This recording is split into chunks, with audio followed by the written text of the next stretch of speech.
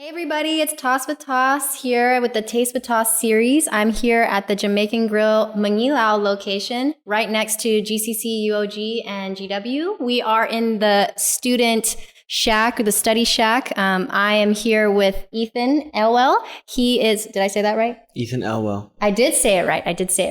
And we actually have some jerk burgers here in front of us. We already chowed a little bit, and I'm not going to lie, it's super delicious. This is not me just saying it because I'm sponsored by Jamaican Grill. It's truly one of my favorites here in Guam. I've yet to try a burger better. What do you think, Ethan? Pretty good. It's pretty good. Yeah. Anyway, so we've already gotten started on eating. And I had Ethan on today because he's a pretty interesting athlete. And I'm going to let you tell everybody about yourself. So go ahead, Ethan. Share with the audience your career. So, about the weightlifting? All of it. Just all of it. Just tell everybody. Also, tell everybody how it's your birthday on the 24th. And you're turning how old? 21. 21 on March 24th, this Thursday. He wants everybody to know. So we're telling everybody. Yes, he does. He tells everybody in the gym when his birthday is. Okay, back to the lifting. So I started working out when I was like 13, 14. Wow. Around 13. I would be just doing a lot of body weight movements, doing push-ups, pull-ups, and air squats, and even running sometimes. I was doing the workout videos with my mom. Which workout videos? T25. T25. That was very popular back in the day. Very popular. And so your mom's somewhat of an athlete herself, correct? She's a beast, yes. Yeah.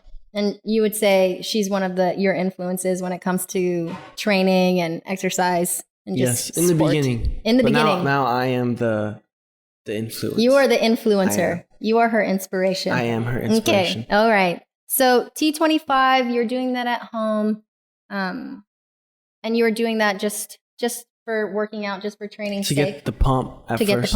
To get the pump. Well, to help with sports, yeah, and then you get that first pump, and it's just as a 13-year-old he got addicted. You want your muscles to get bigger. I really don't know. I think when I was 13 years old, I was definitely just playing soccer. I wasn't trying to get a pump, but anyway, I also didn't have a highly competitive athlete as a mom. Sorry, Mom, no offense, but. I'm sorry, Mom. But anyway, so you were playing soccer too at the time, correct? And then to get better at soccer, I started doing CrossFit. And as I did more and more CrossFit, I started to just like the gym more and more. And then I ended up doing CrossFit in all and slowly stopped doing soccer. I always did soccer a little bit, but there's times where I was not doing soccer at all and just working out in the gym. I'm making a mess, people. Okay, so excuse me, guys. This is like one of my flaws. I just don't know how to eat like a normal person in public. But so you did CrossFit, and that was kind of the time in which you got introduced to the weightlifting movements, correct? Yeah. So weightlifting movements, the snatch, the clean and jerk, 2 movements. That's it. Olympic weightlifting movements. Olympic weightlifting. So weightlifting. A lot of people get confused between weightlifting, Olympic weightlifting, powerlifting. Yeah, but Olympic weightlifting. Okay. So what started that spark during CrossFit? Tell me a little bit more about why you shifted to just Olympic weightlifting. No cardio. No cardio. No cardio. That's it, people. You heard it. No, I just really like the weightlifting part of CrossFit, just doing the clean and jerking and the snatching. It's just a lot of fun going for that 1 rep max in no cardio. You know what? So I played soccer growing up. I also competed in rugby, a lot of running. And then we did that Run for 21 challenge. It was the peak of the pandemic, and there was not much else you could be doing besides running. Yeah. And so after I finished that, I said, you know what? I'm going to do the exact opposite. So I did powerlifting for about a year. And then I decided, I think I want to do more weightlifting stuff because I had a similar experience. Because I probably inspired you. Yeah, because Ethan inspired me. Obviously, it wasn't any of my coaches for rugby that tried to to teach some of those basic explosive movements that were similar to Olympic weightlifting. It had nothing to do with Coach Ryan, Dr. Ryan, and Coach Paul and Coach Billy. Had nothing to do with those guys at all. But yeah, so the idea of no cardio, I was totally for it. I think the most I could do right now is run a mile, and then I'm good. Yeah. I could walk a mile. You could walk a mile? Yeah, but you can also, how much can you snatch? So I could snatch 300 pounds and then clean and jerk 355. Clean and jerk 355 pounds. So. Never enough, though. Never enough, yeah. Never enough. Yeah, he could literally snatch more than I could deadlift, like my 1 rep max, my personal record of 307. Now it just doesn't sound as impressive anymore. Especially for somebody who's how old again? How old are we, Ethan? Only 20 right now, but only 20. 21. 21. And so let's talk about what are your goals when it comes to Olympic weightlifting now? Right now it'd be we got that competition coming up this Saturday. Come support. Yes, Guam Weightlifting Federation, people. Come watch everyone. Yeah. Especially me. Oh, especially Ethan. None of the debuting athletes who it's their first time competing ever in weightlifting, Olympic weightlifting. But I believe it's Guam Weightlifting Federation's first event of this year, and it's open to anybody who's willing to compete. And so Ethan's one of them. And so there's a bunch of us, and we're all currently training at Custom Fitness here in Anigua. There's how many of us? There's me, you. Training or competing? Training and competing. So competing, I'm not competing. I'm training because I'm not cool enough. But how many would you say are doing the same programming right now? Oh, I don't know. There's a good amount of people. There's you. Bran. There's about 4 or 5, I would say, at least like consistently. Oh, consistently? Yeah. I would say there's like 10 people doing 10? it. Okay, then maybe not consistently, but okay. Agree to disagree. Let's so maybe let's do names. Yeah. Okay, we won't name any names of who's consistent and who's not consistent, but there's a handful. There's a handful. This is a good amount. We'll say that. And so can you tell everybody what it's been like training leading up to this upcoming event? What has that been like? So starting off with training, it was usually just myself. So it's nice to work out alone, but for a while it was just doing training by myself, and then slowly more people would be training around the same time as me. And it's just nice to always have people doing the same thing as you. Because I would say so I think when I started was around the same time a bunch of the other athletes decided, you know what, I think I'm going to have a go at weightlifting, which has been really cool because we've all had a chance to see each other grow and get new personal records. Maybe not me. I mean, I do have a few. I honestly just don't know where I'm at these days. But to see people continue to improve as the weeks have gone by. And so this event this weekend is going to be really exciting to see everybody. It's going to be a lot of fun. Especially to see you, correct? Yes, especially to see me. What are you shooting for? That's classified. Classified information. You have to come watch. Well, I would assume it's more than your current records. Maybe, depending on the feel. We'll see. Okay. So, correct me if I'm wrong. Do you have your eyes set on the Olympics eventually? Yeah. That would be the end goal. You know, it's going to be a long process. A lot of training. But that would be the end goal. Yes. Okay. And so, what would your typical training week look like, or training day? You could pick either. Just going through the week, working out Monday to Saturday. Some days there'll be a double day, so working out 2 times a day. But usually, for that main training session in the morning, it's going to be usually around like 2 hours, maybe a little more. Yeah. Right now we're on a deload week though, so it is tapering down. Yes. It's not as hard, but preparing for through the training leading up, usually around 2, a little bit more hours. So that's definitely a time commitment, and you're still going to school, University of Guam, correct? Yeah. And then you also work. Can you tell everybody where you work? I coach at the Bridge Fitness. The Bridge Fitness, yes. And so how has coaching fit into you as an athlete when it comes to weightlifting? Do you think that's helped much at all? I really enjoy coaching. it's a great job for my training. It allows me to put in a lot of hours to training.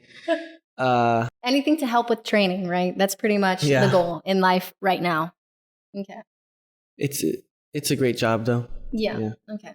Well, I enjoy it a lot. I ask only because so I'd recently started doing online programming and coaching for a bunch of other athletes, and there's been quite a few who have been interested in trying Olympic weightlifting, or at least the similar movements or movements that would contribute to those two, the snatch and the clean and jerk. And I found that, at least my reasoning and like what cues I'm going to give or what I'm looking for has definitely played into my training sessions, at least for me personally. But then sometimes I feel like it does the opposite. Like I overthink things and it just looks crazy. It looks kind of crazy, guys. If ever you've watched my Instagram posts, but for the days that I thought were good and I look 2-3 months ago, I'm like, oh my gosh, what was I doing? Yeah. And now it's just like just being a little bit more thoughtful or intentional in the training. And so, so when you think about it, you've probably been training for how long then? Seriously, with weightlifting? For just the weightlifting? Yeah. How long? I would say it's a little less than a year. A little less than a year? No way, Ethan. No one can train a little less than a year and have a 300-pound snatch, okay? Well, just strictly the weightlifting and the consistent training. Okay. With also in the just past, strictly I've weightlifting programming. Yeah, it's not like when I started a little less than a year ago. It's not like I had no. That like I was starting from the beginning. With a barbell. Yeah. Yeah, with a barbell. Okay. I have experience already, so like with the CrossFit and always working out. So I would argue though, like when it comes to like CrossFit style of weightlifting, it's definitely different. Or do I have that wrong? Would you say they're different in? Oh, way different. Yeah, right. So some of the things that I've had to kind of circle back to is basically trying to unlearn some of the habits that I learned when we were doing like CrossFit heavily. Yeah. Because that's definitely something I used to do to, same thing, enhance the sport, in this case, rugby. So what do you think were the biggest changes when it comes to technique and anything, really? It doesn't have to. It's a good question. Right? Because I think for me, like when it comes to the snatch specifically, I would definitely come more out when really the goal is to come more up and be more vertical, reduce any outward type of motion. Well, like all the training for the weightlifting is just up and down. Yeah. Right? Yeah, CrossFit, definitely. You're doing a lot. I think with the CrossFit, I was a lot faster or not like as patient with the weightlifting. Yeah. Does that make sense? No, like doing the lift. Yes. And like, it's like you're looking at, when you're doing the weightlifting, you're looking at that one lift. If I'm doing like a snatch, I'm looking at that snatch as my entire workout. Yeah, exactly. Like that's the walk. Get That it up to overhead. Yes, Yeah. That's it. And like trying to cycle through multiple repetitions versus singles or maybe at most doubles or triples. Like the rep schemes are ridiculous. Yeah. But it also just feels like we're squatting literally every single day. Yeah. It really does. And it's always leg day. It's always leg day. And my quads have never been the same. Like they're just always sore, people. Always it's good, sore. Though. Yeah. It's weird if you're not sore. That is true. But I mean, committing yourself to that amount of time, having those types of records at such a young age, like how have you managed to keep discipline for that long? You could be a teenager. You could be doing teenager things, and now you're going to be 21 doing 21-year-old things. I just like working out so much. You just love it. Yeah, I like being in the gym. Yeah. I mean, I definitely feel the same way. But so tell me about what happens when you can't necessarily train. Because I know you've had a number of injuries. Let's talk about your injuries and how that's been. It's sad. You just got to deal with it, though. Sad face. I know. I mean, if the injury is, let's say, you in your legs somewhere, do upper body. Oh my gosh. For the meantime, do some bicep curls. It's that easy. You don't even need a physical therapist me and Ryan at Custom Fitness. On top of the physical therapy, of course, you're gonna try to get that injury better, right? But you still wanna train what's still good. No, yeah, totally agree. Totally agree. Because we're not, even when it comes to physical therapy, even though let's say you were to come in for an ankle injury or something like that, like we would still address the entire body because it's not separate. Yeah. It's not separate at all. You're still part of one person. But you've had some recent injuries, correct? Recent, like in December? Yes, December. It's pretty recent. Yeah, that's pretty recent. Feels like a long time ago, though. It's only March. Yeah. It's only March, people. March 22nd. March 24th is his birthday. Just a reminder in case anyone forgot. But anyway, so December, let's talk about your injury. Yeah, I injured my groin doing a split clean. Oof, that sounds terrible. So when I did it, I could really feel that pop. You felt a pop. Yeah, I felt that pop. And I was there too that same day.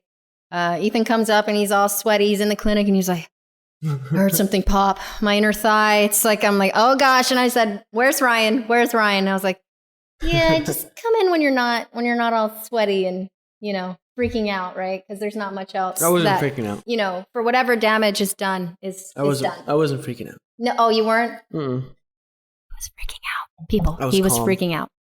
No, okay. So he was calm, stone cold. Anyway, so we had the injury. What did you have to do or change when it came to your training? Everything. Yeah, I would say it was like 4 weeks of literally doing physical therapy. Yeah. But it changed in the sense of I was not doing the normal training program for maybe 3 weeks, not doing the normal training. After that 3rd week, I was kind of going back into it at a lighter load. But for those main 3 weeks after the injury, just doing all the physical therapy, listening to whatever Ryan tells me to do. You hear that? Shout out Custom Fitness Physical Therapy. Okay. Anyway, sorry. I put in that plug there. Okay. Anyway. So at that time, like, how did it feel though, personally speaking? Did you just treat it as another just different training session, or did you feel differently about it at all? I mean, I have to stop doing all of the heavy weightlifting, like with those squats. I can't do those heavy squats. So one of the biggest things for me was my legs were slowly not getting, they weren't sore anymore. That's his biggest concern, people. His legs were no longer sore. And they weren't sore, that's a they problem. feel small. Okay. So yeah, just worrying about like your ability to maintain what you've improved on already. Because it definitely is a blow to like your training. I mean, yeah. It sucks, but you just gotta trusting in that physical therapy that I'm gonna get back to the normal training when I do, and just keep doing that. And you've also had pretty major injuries in the past too, correct? Can you talk about how we fractured a few bones? Yeah, at the CrossFit Games. Yeah, what happened there, Ethan? Doing a shoulder to overhead as I was bringing it down. I did not have great technique. Bringing it back, I completed the rep, okay? This is good. This is what matters. It doesn't matter about what happened after and the fact that he fractured a few bones. And then when I was bringing it back down, I just caught it wrong, and I fractured my first and second rib on day 2 of the CrossFit Games. But I still finished. And that's all that matters too. Yeah. I didn't know it was broken until a month after. That's crazy. When I got back to Guam. And at which point I went and did soccer tryouts at college. That's what he did instead. So he just decided, I'm going to have fractured ribs and still go and do these things, even though I have some pain. But where was your pain, though? It was mainly in the back. I was walking around like hunched over the whole time. And then when you get that adrenaline rush, you're fine. It doesn't matter. Yeah. Okay. Yeah. And then the endorphins from working out. And sneezing was the worst. Oh, gosh. I can't imagine. That sounds terrible. So feeling 100% now at this point. Oh, yeah. In your training. Yeah. And then just slowly rebuilding your base strength after your injury, your groin injury. Oh, yeah. I think that I'm completely recovered from that by far. Awesome. And so now you're training alongside some newer athletes. What do they call themselves? The Barbell Boys. Barbell Boys. So follow them on Instagram. I think it's spelled like with a BOIS, because they're pretty cool. But you'll find it. What were you saying the other day or earlier? You were saying that you're not part of that group? Because I could have sworn that he was a part of that group. And they said they were going to make t-shirts. I want a t-shirt. I'm not a boy, but I would like to be a part of this Barbell Boys group. However, they do not feature me on any of their videos, which is fine. I'm okay. I'm not cool enough yet. But anyway. Yeah, I'm not one of the barbell boys because why? I'm Ethan? the barbell man. Because he's a barbell man, people. But yeah, so they're all newer. You're pretty much the most seasoned or the most trained. You have the higher training age of all of them. Yeah. They're doing great, making a lot of progress. They are. They're super consistent. I agree. Yeah. I agree. More than you. Okay, people. Okay. Well, you know what? What Ethan doesn't want to share is the fact that I've actually helped him with his technique and reducing some shoulder irritation. But we're not going to go there, right, Ethan? We're not going to call each other out on my talk show. No. On my talk series. We can cut that part out. Okay. No, we're not cutting that part out. But anyway, that consistency and then just seeing others, do you think they look up to you at all? I think they do. Not just literally look up to you because you're taller. Because you're like, what? How tall are you? 6'1"? 6'1", yeah. 6'1". Yeah. What's your weight? I'm just going to put that out there. 204. 204. It's 6'1". And what category are you going to be competing at? The 96. So that's 210. So I'm not like right at the weight, but not dropping weight. Any other events that you have your eyes set on? Oh yeah, all the uproar, the ones that Custom Fitness is going to be doing, and then the general fitness as well. I think there's a total of like 3? 8. No, more. Yeah, combined. Oh, combined. Both of them. Okay. So like the competitions that have been posted from Custom and then the general fitness. Yeah. I think there's a total of 8, but it's not all like weightlifting. Specific. There's weightlifting. There's a running one. And then wait, did you just say a running one? I thought we're not running. I'm not gonna do them all. Oh, okay. I'm gonna do some of them, not the running one. I thought we were team, like we're the anti-running, but we just don't run. I'm just mentioning it. Okay, I thought for the runners out there, I was confused. You had me confused. Okay, so but what about bigger events? I know you've mentioned things like Olympic type events, not just the weightlifting, but going to the Olympics, the Summer Olympics. He's really enjoying the burger, people. In Paris? Yeah. So we're in 2022. 2022. Yeah. 2 more years. So just for now, a lot of training. Getting your reps in. Training. Trying to do as many events as possible. And then qualifiers. And that would be the end goal. And then competing in those qualifiers to lead up to it. Yeah. Yeah. Okay. You gonna represent Guam? I want to, yeah. Yeah. Heck yeah. We hope that you get the chance ultimately. But it's all very exciting, Ethan. I'm really happy you came on to the Talks with Tås, Taste with Tås series.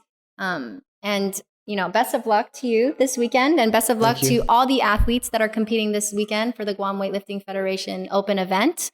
We are all very excited. Also, a friendly reminder, it is Ethan's birthday on Thursday. And so we really appreciate you talking about what it's been like to be training at such a young age, training with injury, and what ultimate goals you've had and how you've been setting yourself up for those goals in the future.